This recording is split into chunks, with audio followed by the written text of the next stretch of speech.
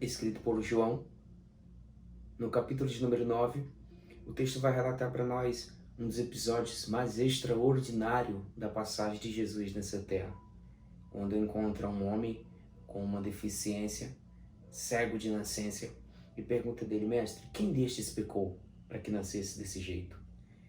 Esses são os discípulos de Jesus que fazem essa pergunta, porque a lei dizia, a lei moral, ética de Moisés, dizia que se nascesse com um defeito, se nascesse com alguma deficiência, era o castigo do eterno Deus que tinha caído sobre essa pessoa, porque os seus pais, seus avós haviam pecado.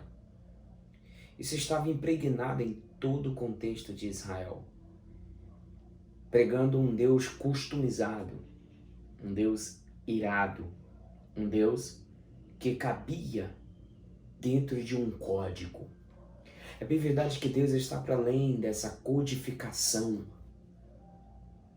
Jesus Cristo, o Verbo encarnado, o Deus que se fez carne na história humana, este Logo, este Verbo, nos mostrou e demonstrou que aquele homem tinha nascido daquele jeito, não por causa dos seus pais que haviam pecado.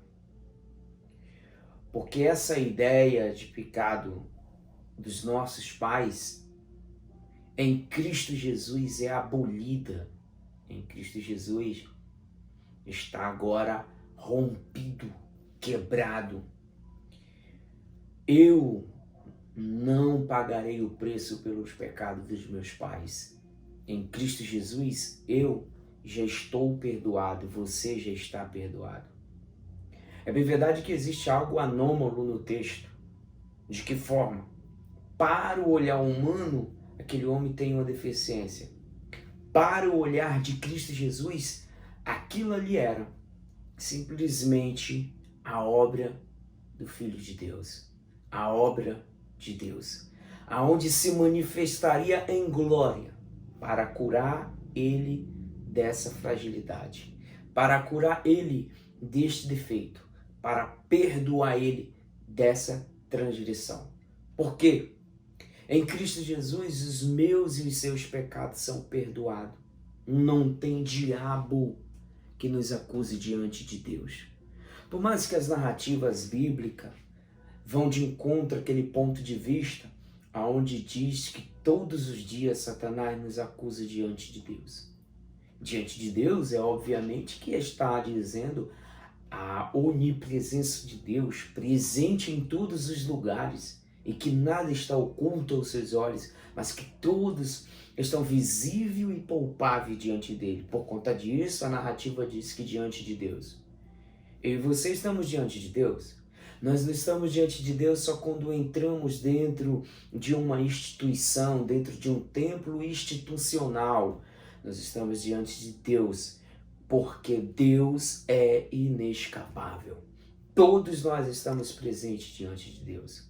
Ele tem para nós a profundidade relacional do seu amor todos os dias derramado para zelar, para cuidar e para proteger.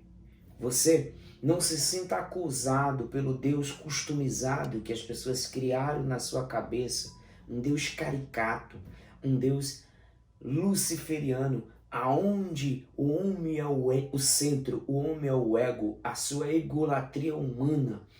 O Deus customizado, ele é um Deus da egolatria humana. Ele não é o Deus que em Cristo Jesus nos mostrou e nos ensinou. O Deus customizado é o Deus da religião, que para Nietzsche esse Deus estava morto. O Deus customizado para Nietzsche não servia. Ora, eu quero deixar bem claro a você. Diante de Deus, eu e você estamos perdoados. Sinta-se livre, sinta-se sarado, sinta-se curado, porque diante de Deus nós viveremos o extraordinário de sua promessa em Cristo Jesus. Sabe por que os discípulos de Jesus fizeram essa pergunta para Jesus de João 9? simplesmente porque Jesus estava mostrando para ele um episódio na história humana de que aquele cego de nascença, ele não nasceu daquele jeito por causa do castigo dos deuses sobre os erros dos seus pais, sobre o castigo do eterno sobre o Deus, sobre os seus pais, mas que ele nasceu daquele jeito para que se manifestasse a obra de Deus. De que forma?